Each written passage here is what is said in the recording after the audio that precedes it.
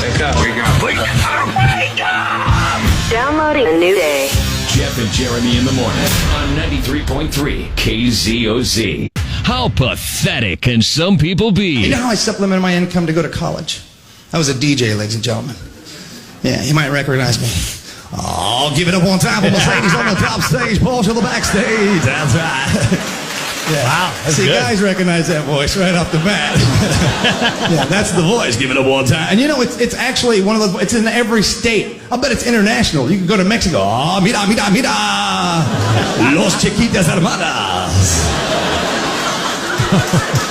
Like I said, most guys recognize it. A lot of girls are like, I don't know what you're talking about. Well, I'll take you back to a place you might remember it.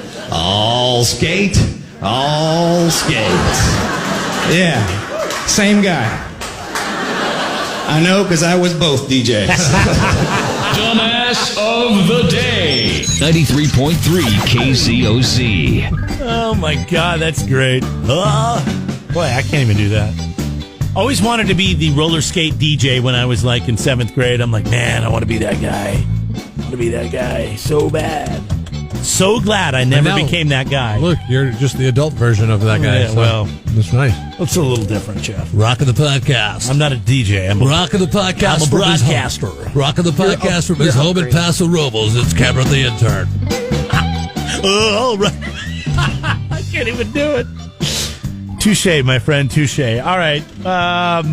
I don't know how one rocks a podcast, but that's fine. You can figure it out, or Jeremy can. He rocks it give out, us a man. call, 805-543-3693. You can call and ask Jeremy, how does one actually rock a podcast? All right, we're going to Nebraska today, where a guy found out that his castle is he's not really king of the castle, or his home isn't really his castle.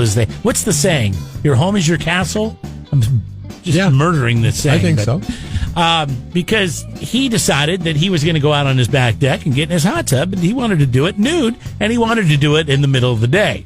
43-year-old dude was cited by the cops after they came the first time and complained, after the neighbor complained, and he said that he had every right to walk around naked in his yard and get in his hot tub, and they needed to quit looking over here. I don't know if that's necessarily true. I mean, are you okay to be, like, walking around naked? Have you ever been in a hot tub naked? It's way better than wearing the swimsuit. Cameron, have you ever tried this? I know you're only 20, but... No, I haven't. But I think it's his right. He should. I grew up with a hot tub, fortunate enough to have one at our house in my teen years, and I remember being in there naked thinking, this is pretty great. I totally did this once, and it's the only time I've ever done it, and it was at Sycamore on our job interview. They put us up in those little cabins across the street. Oh, yeah, I was naked, too. Right next to the Bob Jones Not with trail. Jeff, I was in my own cabin. And every single little cabin had its own hot tub, as many of the places do out at Sycamore. But these ones, like those little cabins, are like apartments. I mean, they're really cool. And they got us each one because it was in the off season. And now, hindsight, I figured it out. Having worked for this company for nearly 15 years, I realized why they put us there, because it was the off season. They could score a deal on them. But they probably traded it for advertising. Like the least busy week of the year. And but that's fine. It worked out for us, and it was nice. You fill up the hot tub, then you drain out the hot tub. It was all natural fresh Fill it water up too, again, because it was all spring fed. Yeah.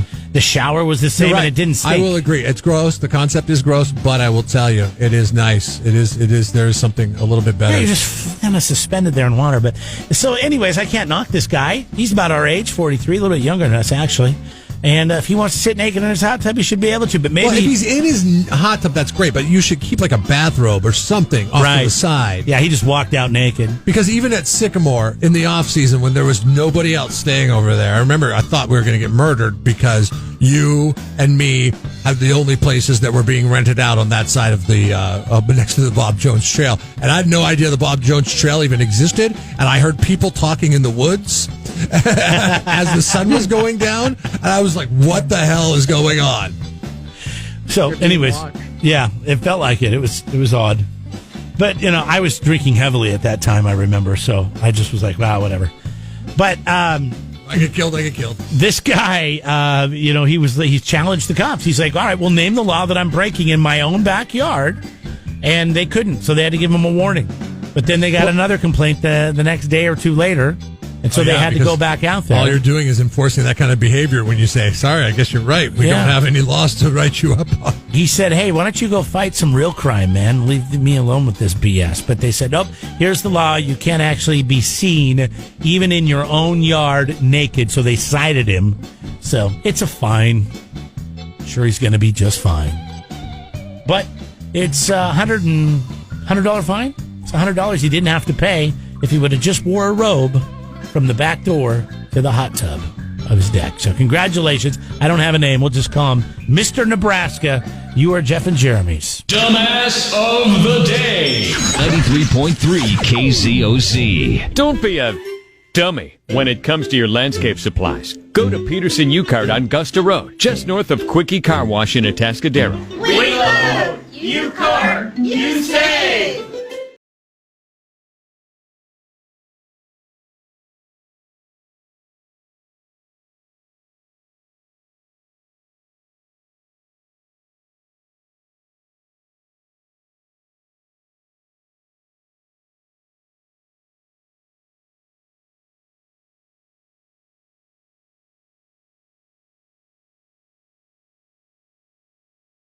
We got our buddy Patty on the phone, Jeff, from, God. Remember when she made us play dodgeball? I'm still not forgiving her for that. I think you loved it. I had no idea. I was so sore, and go ahead. We had no idea. So we had no idea. I think the statute of limitations has ran out on this, and the company's not going to get worried that I'm going to come after them. But I had a condition after playing dodgeball. Your shoulder, remember? It was called the frozen shoulder. And I could not use my right arm for like a little over a year. Like I could use it, but anytime I like made a sudden move or anything or reached high, it was impossible. Right. I couldn't grab stuff off of top shelves and stuff. And like the dodgeball, I understand that like this new composite Nerf with the coating on the outside of it is supposed to be safer for the game because of the impact. But I swear it is not better for your throwing arm when you're doing it. You got to go back to the rubber balls. So, Patty Carpenter's with us. She's with Big Brothers Big Sisters. And, we love partnering up with you guys to do things. We've done bowling. We've done so many fun things. The dodgeball, unfortunately, we were not prepared. We had no idea that there was leagues and teams that, holy cow, everybody that came to that event was ready to kick some ass except for us. I was trying to and nobody got dressed up like I did. I was trying to get dressed up like the nerds on the movie.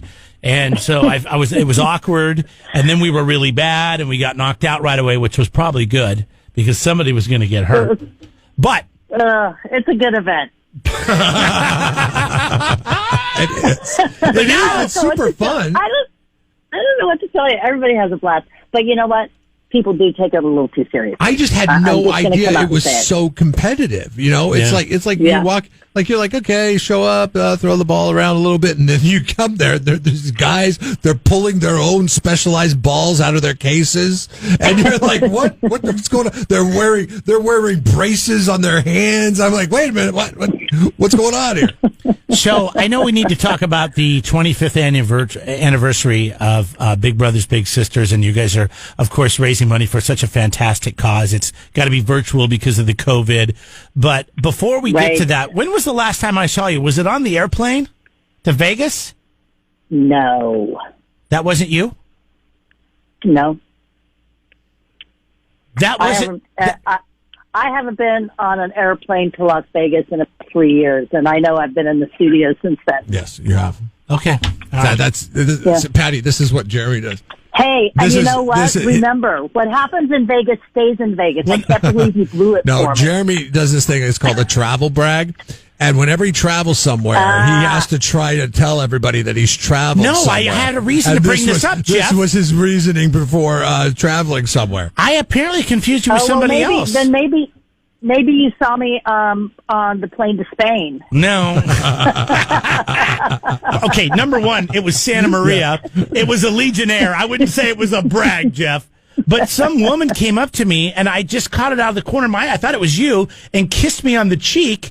And my wife wasn't sitting next to me. She was sitting across the aisle, and she walked by, and my wife looks at me and she goes, "What the hell was that all about?" So wait, hold on a second. So you think there's I would never do that to you. Ever. I don't know you well enough to kiss you. So maybe if we had run into each other in Vegas, that would be a different story. But right now, no. You had a stranger then who you thought was Patty, who looked a lot like Patty, apparently, come up to you and kiss you on the cheek. Yes. And then move on. That's kind You must have thought, what is that old broad doing? No, it's kind of flattering, really, when you think about it. I don't know who it was. And she goes, "Hi, Jeremy." And it was just a little, friendly kiss on the cheek. It was nothing weird, but it was funny. And I'm like, "Oh, that's just Patty." And my wife's like, "Who's Patty?" I'm like, "Oh, I'll tell you about it." Great. So, will you please tell your wife that wasn't me? So if you're listening to this and you kiss Jeremy on the cheek and you look like Patty, please give us a call so we could discern why you did that. But let's get back to the 25th anniversary of the fundraising for Big Brothers Big Sisters. It's the big event too. Yeah, the big event is fundraising been a problem this year for you guys? Frankly, yes, it's been a bit of a challenge. You know, COVID has thrown a lot of obstacles up in the air, and people are dodging here and there. Our supporters are amazing. Our donor family is strong, and they have continued to support us. But we have a need for more funds, and the gap is big. And so we're counting on the big event to help us close that gap so that we can, continue to serve the children that we have, and more importantly, to bring more children into the program. So COVID's been tough for the kids. Really tough. Now. How can we help? Okay, so November 7th, we are having our first virtual big event. It's going to be a live stream.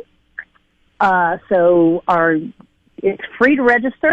Everybody will watch from their homes, their motorhomes, your office, wherever you can get Wi-Fi. And it starts at 5:00 in the afternoon. It will go for an hour. We have an online auction. We will also have a live auction and a live fund-a-need. We've got some really awesome folks speaking, motivating stories about the effect that the impact that their mentoring relationships have had on them and the kids. And we've got lots of amazing auction items. We have 4 box seat tickets to go see the world champions. So, are you guys Dodger fans? Oh yeah. Yeah. I don't hate them, don't love them. I'm more of a fan of the baseball than the looting and the violence that took place afterwards. Oh, okay. Well, anyway, we've got 4 box seats to go see the Dodgers next season. That's a great prize, though. I mean, there's so many fans, and it's easy to get down there, and it's easy to come back. And I'm kidding about what's going on in the news. And it's all not that easy to get box seats. No, it's not. Stuff happens. This is a good. No, it's not. Yeah. Yeah, and you have admission to the clubhouse and parking and all that. How does it work? Is it a silent auction like we do it? How do we do it virtually? So it's an online auction. So once you register, and you register at slobigs.org, there's a big green button that says register here, and it's free. And once you register, you will be able to go in and look at the catalog and bid. The silent auction opens next Thursday, November the 5th. And the live auction, which this is a little different, the live auction will open to start bidding on Friday the 6th. And we will close that live auction with live bidding during the event. Our auctioneer will be there, and folks will be bidding from home on a mobile device. They will be watching the event on YouTube, which will be streaming live. And we've got a lot of great stuff besides those Dodgers. We've got stays in Italy that you can book in 2022. We've got a Traeger smoker. We've got a trip to Punta Mita. We've got a Tahoe trip, golf at Sherwood.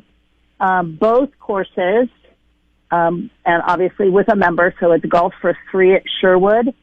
lots of wine tastings, dinners. We got a paella dinner, a prime New York steak barbecue, cayucas, a cabin in Idaho. We've got so much stuff, you guys. This sounds so cool. You've got so many fun things that you. And what I love about these auctions, and I get to go to a few charity events a year, is sometimes you can really get something at a steal, and you're making a difference. Which is kind of neat. But you can really get a good deal, and you guys have a really nice spread here. So I just went to slowbigs.org, and then I clicked on the big event, and you can just click right in there, and you can start looking at some of these things. Pretty exciting stuff. Yeah, and registering is super easy. So if you register, it's like buying something online, except for you're not paying for anything yet. So you just put your credit card in from that same information, credit card, and your contact information. And then when the auction opens, you'll get a text and it'll say, hey, you can start bidding now. And then you go in and you just bid and continue to do so, and then watch the event. And the silent auction will close on Monday the 9th. So folks will have a chance to continue bidding on that silent auction through Monday. And what a lot of people don't realize is when, oftentimes when you bid on these like vacations through these charity groups, you not only get it at a steal, but it's a tax write-off too. So you get Great point, Jeff. You get a tax write-off for a vacation. Please speak to your tax professional about the deductibility of this donation. Okay. Well, Patty, it's always great talking to you. I feel like we got off to a rough start because we had to get that dodgeball thing out of the way.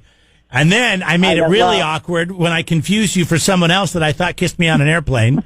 And so making out with strangers on the airplane. It was on the cheek. I need to say, it was your shoulder. You were able to have another child after that. So let's not blow this out of proportion. That's true. It was the shoulder. It was just the shoulder. We were able to make it work. All right, guys. Thank you so much. And hey, good luck. Register. Go bid on some stuff. All right. Take your wife somewhere special. Definitely. We're going to share this link over on our Facebook page at Jeff and Jeremy on Facebook. You can check it out there. Take care, Patty. Beautiful. Thanks, guys. Bye.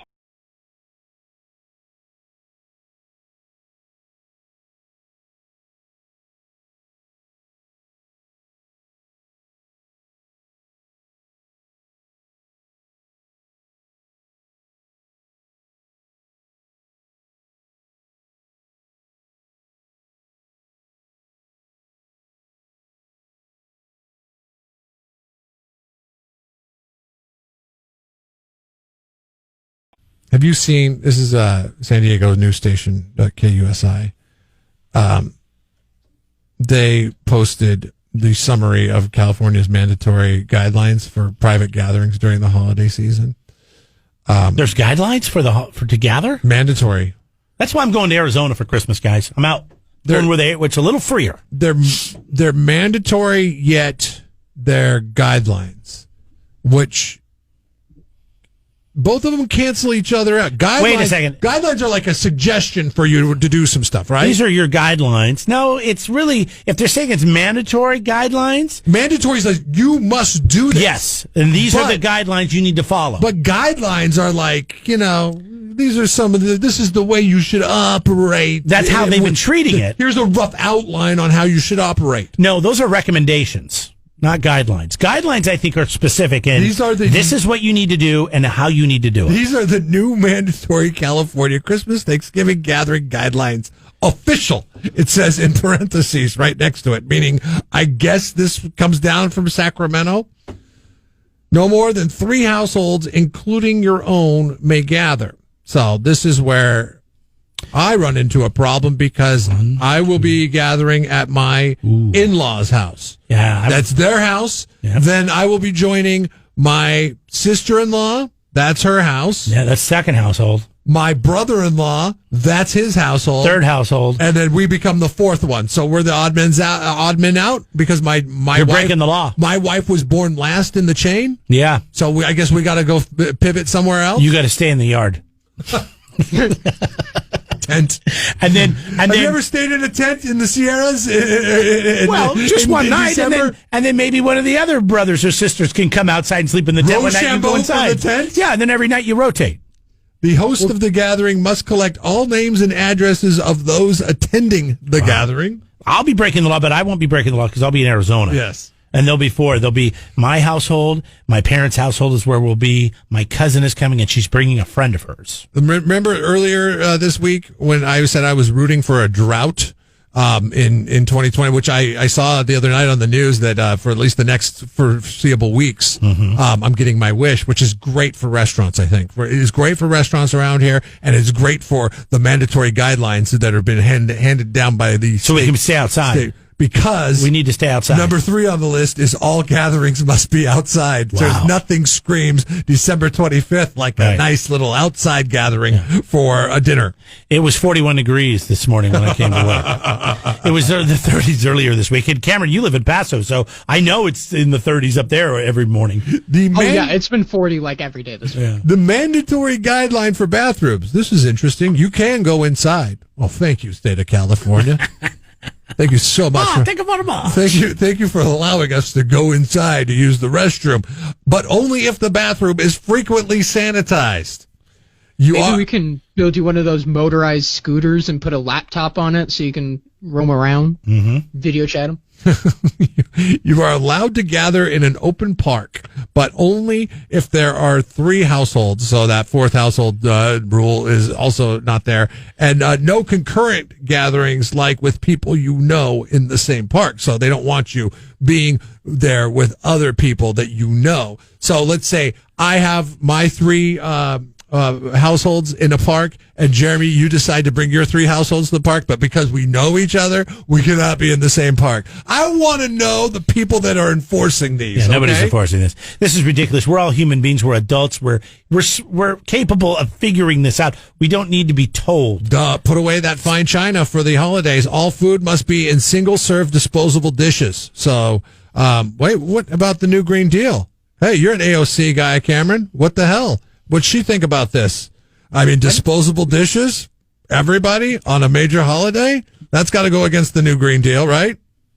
I mean, hey, at least it makes cleaning up easier. It does. That's what I'm a big fan of. That's the one thing I like about this. You must wear a mask at all times unless you are eating. So, like being on an airplane. Hey, are you done eating? Put your mask on.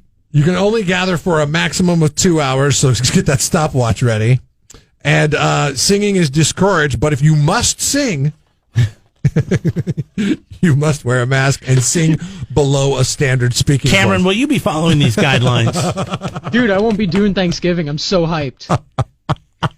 I can chill at home. You still have to wear a when mask. you break into song, you have to do it at a below a standard speaking voice. So if you're singing, you have to sing like this Because they don't want too much spittle. because you have. If you're married, you're going to jail. Maybe they should make a new rule that nobody can talk anymore. We all have to whisper because we'll use less spittle will come out of our mouth if we talk. Silent voices, Yes. please. The louder you talk, the more, energy comes out of your mouth. There's more spittle, and it could spread the disease that you don't even have. I don't know. I'm just in listening case. to you right now, and all I hear is spittle. Yeah, that's a lot of spittle. Stop saying spittle. God, you're so gross. I love how you can take a fun conversation that we can have fun with, and then make me want to throw up. How did you not get in the ADR? That was a lot of work. I need a break. We'll be right back.